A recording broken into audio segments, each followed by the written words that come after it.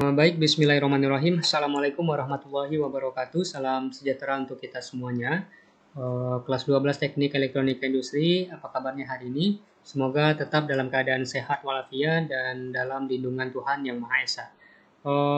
Kita tetap optimis serta semangat untuk mengikuti pembelajaran dari rumah, mengatur pola makan yang sehat, tidak lupa melakukan kegiatan olahraga, serta tidak melakukan kegiatan atau aktivitas di luar rumah jika sekiranya itu bukan merupakan kegiatan yang terlalu penting.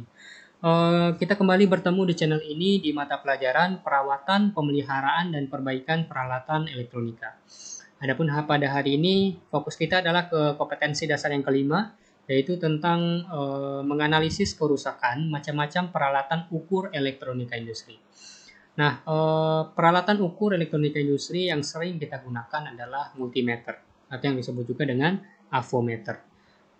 Sebenarnya masih banyak jenis atau varian dari alat ukur yang digunakan dalam bidang elektronika industri. Apa saja alat ukur itu? Tetap simak video ini sampai dengan terakhir. Adapun indikator kompetensi yang akan kita capai pada pertemuan kali ini, yang pertama diharapkan siswa mengetahui macam-macam peralatan ukur elektronika industri. Kemudian yang kedua, siswa diharapkan mengetahui fungsi dari masing-masing alat ukur elektronika industri. Dan yang ketiga, diharapkan nanti siswa mampu mengetahui teknik perawatan dan pemeliharaan pada masing-masing alat ukur. Kemudian yang terakhir, diharapkan nanti siswa mampu menganalisis kerusakan pada masing-masing alat ukur. Nah, baik, sebelum kita pelajari lebih lanjut tentang bagaimana cara penggunaan serta pemeliharaan pada sebuah alat ukur dan kerusakan apa saja yang biasanya muncul pada alat ukur, perlu kita ketahui macam-macam dari peralatan ukur yang sering digunakan di bidang elektronika industri. Nah, alat ukur elektronika merupakan perkakas atau alat yang digunakan untuk mengukur besaran-besaran listrik seperti hambatan listrik, kuat arus listrik, beda potensial listrik atau yang disebut juga dengan voltase, daya listrik, kemudian bentuk sinyal, dan masih banyak ya yang lainnya. Kemudian di mana secara garis besar alat ukur elektronika industri ini dapat kita kelompokkan atas dua. Yang pertama adalah disebut dengan alat ukur analog. Yang disebut dengan alat ukur analog ini adalah hasil penunjukannya. Ini dapat kita baca secara manual, yaitu dari hasil penunjukan pada jarum. Kemudian yang kedua yang disebut dengan alat ukur digital, hasil penunjukannya ditampilkan secara digital. Jadi hasilnya bisa lebih akurat daripada alat ukur analog. Nah, berikut adalah macam-macam alat ukur yang sering digunakan di bidang elektronika. Yaitu yang pertama, ampermeter, kemudian voltmeter, ada ohmmeter, multimeter analog dan digital, kemudian osiloskop, dan terakhir yaitu generator fungsi. Atau ini biasa juga disebut dengan function generator. Ini biasanya sering dihubungkan dengan osiloskop, yang nanti gunanya adalah untuk membangkitkan gelombang yang nanti akan ditampilkan pada layar osiloskop. Nah, sekarang kita pelajari satu persatu bagaimana kegunaan, kemudian pemeliharaan, dan kerusakan-kerusakan apa saja yang biasanya muncul pada peralatan alat ukur elektronika industri. Kita mulai dari ampermeter terlebih dahulu. Jadi ampermeter ini adalah sebuah alat ukur yang digunakan untuk mengukur besaran arus pada sebuah rangkaian elektronika industri. Adapun cara penggunaan dan pemeliharaan pada sebuah ampermeter, kita lihat di sini pada aturan yang pertama, ampermeter ini harus selalu dihubungkan secara seri dengan rangkaian. Jadi ampermeter tidak boleh dihubungkan secara paralel, karena nanti bisa merusak tahanan yang ada di dalamnya. Kemudian yang kedua, selalu mulai dengan kisaran tertinggi sebuah ampermeter. Misalnya kita ingin mengukur besaran arus tertentu, maka kita letakkan skalanya pada kisaran yang lebih tinggi dari arus yang akan diukur. Jadi kita harus bisa mengira-ngira besaran arus yang akan diukur, agar nanti ampermeter yang kita pakai tidak mengalami kerusakan. Kemudian yang ketiga, putuskan dahulu listrik dari sirkuit sebelum menghubungkan dan memutuskan hubungan ampermeter. Jadi sebelum kita mulai mengukur, kita putuskan dulu tegangannya. Jadi baru kita pasang alat ukur secara seri pada rangkaian yang akan diukur, baru nanti terakhir diberikan voltase atau tegangan. Yang keempat yaitu di ampermeter DC, amati polaritas sirkuit yang tepat untuk mencegah meter tidak rusak. Jadi untuk polaritas tegangan positif nanti diberikan prop positif, kemudian untuk tegangan negatif kita hubungkan ke prop negatif. Kemudian yang kelima, jangan pernah menggunakan ampermeter DC untuk mengukur arus AC. Kenapa? Karena pada ampermeter DC biasanya arus yang akan diukur kisarannya lebih rendah jika dibandingkan dengan ampermeter AC.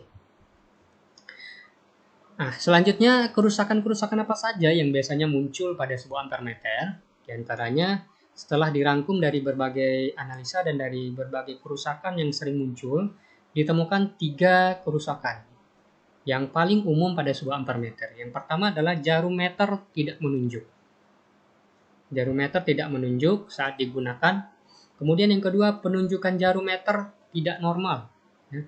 Yang seharusnya dalam skala perhitungan kita menemukan, mengkalkulasikan arus yang dihasilkan misalnya 50 volt sebesar 50 ampere dan hasilnya itu tidak sesuai, yaitu jauh sekali jika dibandingkan dengan hasil perhitungan. Kemudian yang ketiga, jarum meter tidak kembali ke posisi 0 setelah menunjuk.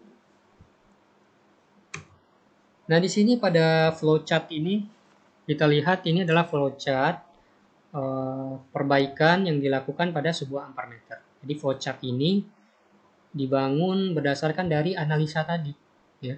Jadi ada berbagai macam kerusakan. Yang pertama, jika jarum pada posisi 0, jarum pada posisi 0, kita dari kegiatan mulai di sini kita lihat. Kemudian masuk ke jarum pada posisi 0, ada 2 decision. Jika tidak, berarti atur indikator zero correcting-nya. Kita kalibrasi terlebih dahulu. Jika sudah masuk ke sini, kita lakukan selanjutnya kegiatan pengukuran. Seterusnya, apabila meter menunjuk atau tidak decision-nya, jika tidak, ada langkah yang amat panjang yang akan kita lakukan di sini. Di antaranya kita cek dulu propnya, prop yang kita gunakan apakah normal atau tidak. Caranya adalah dengan mengukur menggunakan multimeter. Jika tidak normal berarti propnya harus diganti. Jika normal selanjutnya kita cek lagi. Fuse-nya normal atau tidak. Ya. Setelah fuse-nya kita cek, ditemukan nanti fuse-nya tidak normal, maka fuse-nya harus diganti. Dan jika fuse-nya normal, baru terakhir kita cek rangkaiannya. Jadi ada langkah dan proses yang panjang pada tahap perbaikan ini, makanya kita perlu melakukan yang namanya tindakan pemeliharaan atau preventif selama memakai alat ukur. Nah, nanti bisa dibaca lagi. Kemudian yang kedua yaitu ohmmeter.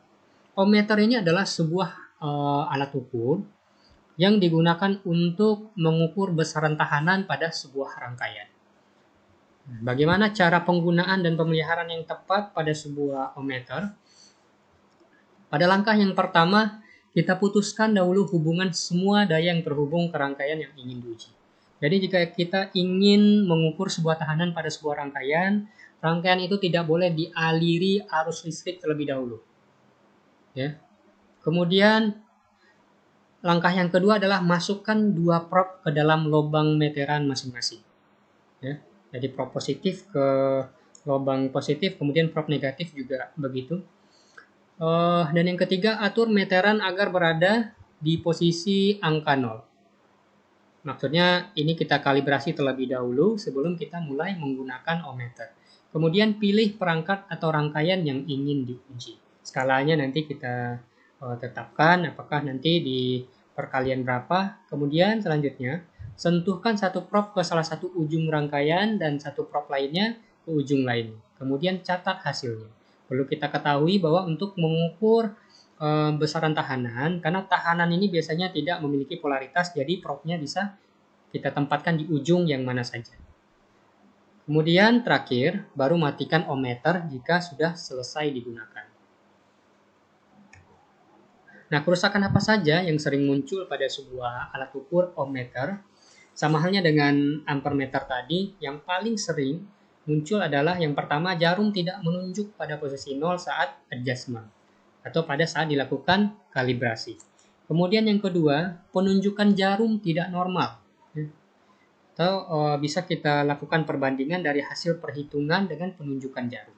Jika terdapat selisih yang besar sekali, berarti penunjukannya dikatakan tidak normal. Nah, langkah apa saja yang bisa kita lakukan sesuai dengan yang kita lihat di flowchart di sini, cukup panjang proses yang akan kita lalui dalam tindakan perbaikan. Yang pertama, jika jarum pada posisi 0, jika tidak berada pada posisi 0, kita lihat di sini bisa dilakukan dengan mengganti baterainya. Kita ukur baterainya terlebih dahulu. Setelah baterainya diganti, baru nanti kembali lagi ke tahap sini. Kita kalibrasi lagi, dan jika jarum sudah menunjuk pada posisi 0, baru kita mulai mengukur nilai resistansi pada sebuah rangkaian. Jika penunjukan tidak normal, kita lihat di sini begitu panjang alur yang akan kita lalui. Jadi inilah kurang lebih tindakan perbaikan yang nanti akan kita lakukan jika ohmmeter mengalami kerusakan. Kemudian selanjutnya, voltmeter. Voltmeter ini adalah sebuah alat ukur elektronika industri yang digunakan untuk mengukur besaran tegangan atau voltase atau beda potensial dari sebuah rangkaian. Di mana kita sering menemukan tulisan pada alat ukur voltmeter, kita sering menemukan tulisan milivolt, volt, dan mikrovolt. Kita lihat di sini, ini adalah contoh dari alat ukur voltmeter. Bagaimana sih cara penggunaan dan pemeliharaan yang tepat pada sebuah voltmeter? Pada tahap yang pertama, kita periksa polaritas yang benar. Polaritas yang salah atau terbalik nanti bisa menyebabkan voltmeter menyimpang ke sumbat mekanis dan ini dapat merusak jarum. Jadi kita tempatkan pada polaritas yang benar, di mana prob positif ditempatkan pada lubang positif dan prob negatif ditempatkan pada lubang negatif atau terminal negatifnya. Kemudian hubungkan voltmeter secara paralel terhadap rangkaian atau komponen yang akan diukur tegangannya. Jadi kebalikan dari ampermeter tadi, di mana ampermeter dipasang secara seri pada sebuah rangkaian, tetapi voltmeter ini dipasang secara paralel pada rangkaian yang akan diukur nilai tegangannya. Kemudian yang ketiga, bila menggunakan rangkuman ganda, gunakan selalu rangkuman tertinggi dan kemudian turunkan sampai diperoleh pembacaan naik yang baik. Dan terakhir, selalu hati-hati terhadap efek pembebanan, di mana efek ini dapat diperkecil dengan menggunakan rangkuman setinggi mungkin. Adapun ketepatan pengukuran berkurang bila penunjukan berada pada skala yang lebih rendah. Jadi kalau kita ingin mengukur nilai tegangan tertentu, kita tempatkan pada skala yang lebih tinggi dari tegangan yang akan diukur. Nah, ini juga masuk ke dalam tindakan pemeliharaan. Nah, kerusakan yang sering muncul pada sebuah voltmeter sama halnya dengan ampermeter dan ohmmeter, di mana jarum tidak menunjuk, kemudian penunjukan jarum tidak normal, dan terakhir jarum voltmeter tidak mau ke posisi 0 setelah menunjuk. Nah, ini sederetan tindakan perbaikan yang kita lakukan pada sebuah voltmeter. Nanti bisa dibaca kembali, ya, mulai dari apakah jarum pada posisi 0 atau tidak, apa tindakan yang dilakukan, kemudian apakah penunjukan normal. Jika tidak, selanjutnya kita lihat di sini rentetan langkah-langkah yang akan kita lakukan. Nanti silahkan dibaca kembali. Yang keempat yaitu multimeter. Multimeter ini sering juga disebut dengan multitester atau avometer, di mana avo ini adalah singkatan dari ampermeter, voltmeter, dan ohmmeter. Jadi multimeter ini merupakan alat ukur yang multifungsi, yang bisa sekaligus digunakan untuk mengukur besaran tahanan, besaran tegangan, dan besaran arus listrik yang mengalir pada sebuah rangkaian. Bukan hanya itu, penggunaan dari sebuah multimeter juga lebih kompleks. Bisa digunakan untuk mengukur komponen-komponen elektronika tertentu. Jadi penggunaan dan pemeliharaan pada sebuah multimeter perlu kita catat. Yang pertama adalah atur pada skala ohmmeter untuk mengukur nilai tahanan dan tanpa voltase. Nah, jadi caranya seperti yang tadi, ya, yang sudah dijabarkan pada masing-masing alat ukur ampermeter, ohmmeter, dan voltmeter. Kemudian yang kedua, atur pada skala ampermeter untuk mengukur nilai arus dan dipasang seri pada rangkaian.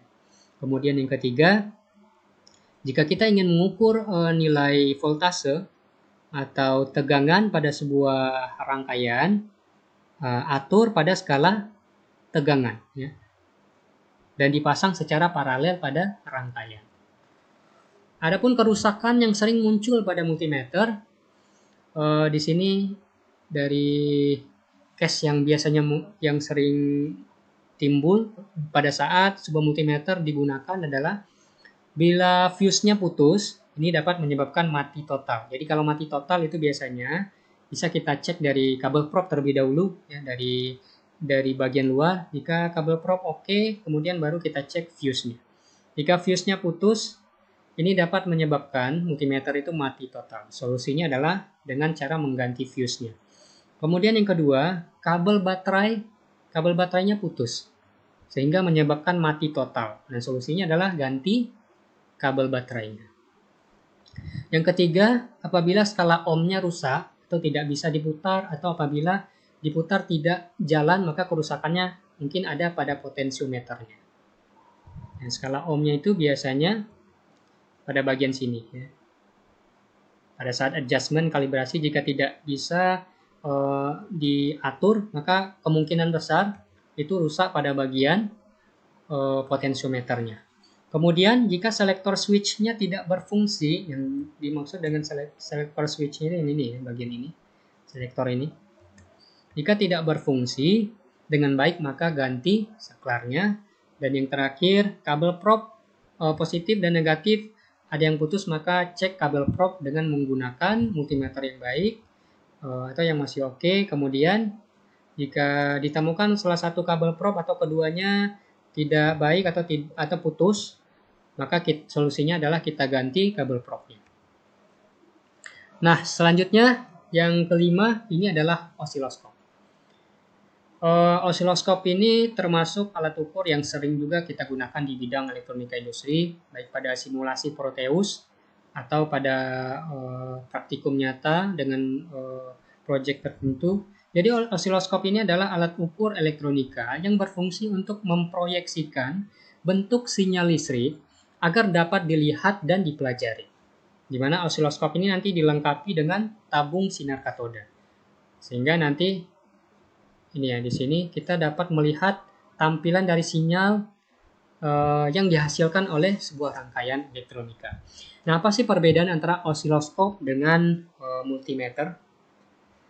Perbedaannya adalah multimeter ini adalah alat ukur nanti yang menghasilkan angka-angka tertentu. Jadi bekerjanya dalam angka-angka. Sedangkan osiloskop ini lebih ke bentuk visualnya atau gambar. Nah, bagaimana cara penggunaan dan pemeliharaan yang tepat pada sebuah osiloskop? Ada beberapa cara. Di antaranya itu usahakan osiloskop bekerja pada temperatur 0 derajat sampai dengan 40 derajat Celcius dan dengan kelembaban 85% dari RH maksimalnya. Kemudian jangan simpan atau gunakan osiloskop pada daerah medan magnet atau bidang listrik yang memiliki bidang kemagnetan. Dan yang ketiga, jangan mempergunakan osiloskop pada pencahayaan berupa bintik pada waktu yang lama dengan intensitas tinggi. Dan simpan CRO pada tempat dengan suhu kamar 5 derajat sampai dengan 35 derajat. Dan hindari osiloskop dari cahaya matahari langsung dan usahakan agar tetap pada sirkulasi udara pada ruang atau tempat penyimpanan CRO. Jadi secara garis besar, tindakan pemeliharaan ini dilakukan agar kita dapat menggunakan alat ukur dalam jangka waktu yang lama. Nah, yang terakhir yaitu generator function atau yang disebut juga dengan function generator. Ini adalah alat ukur elektronik yang menghasilkan atau membangkitkan gelombang berbentuk sinus, segitiga, segi empat, atau dalam bentuk gelombang pulsa. Jadi untuk membangkitkannya Ini biasanya generator fungsi ini dihubungkan nantinya ke osiloskop, yaitu untuk sebagai trigger ya, atau pemicu sinyal yang akan eh, ditampilkan pada osiloskop. Nah, ini adalah berbagai cara penggunaan dan pemeliharaan yang dapat kita lakukan pada generator function. Nanti bisa dibaca lagi materi ini tentang penggunaan dan pemeliharaan pada generator fungsi di materi yang sudah dilampirkan di Classroom. Jika Ananda ada yang ragu, silahkan nanti bertanya. Nah, jadi ini yang terakhir adalah kerusakan pada generator fungsi. Yang sering rusak itu adalah bagian yang pertama, frekuensi sinyal keluarannya tidak ada. Kemudian yang kedua, terjadi cacat pada sinyal keluaran. Dan yang ketiga, frekuensi keluarannya tidak sesuai. Di mana kita tahu bahwa kerusakan ini muncul karena kita kurang melakukan preventif di awal, atau tindakan pencegahan, atau tindakan pemeliharaan yang baik pada alat ukur. Itulah kenapa sewaktu-waktu alat ukur yang kita gunakan mengalami kerusakan. Oke, inilah sedikit pembahasan tentang macam-macam alat ukur yang sering digunakan di bidang elektronika industri, serta bagaimana cara penggunaan dan pemeliharaan dan kerusakan apa saja yang sering muncul pada peralatan elektronika industri, serta dijabarkan juga tentang tindakan perbaikan apa saja yang perlu kita lakukan. Semoga bisa dipahami dan silakan dipelajari kembali. Jika ada yang ragu, silakan bertanya. Terima kasih atas perhatiannya. Terima kasih juga telah meluangkan waktu serta kuotanya untuk menyimak video ini. Akhir kata, Assalamualaikum warahmatullahi wabarakatuh.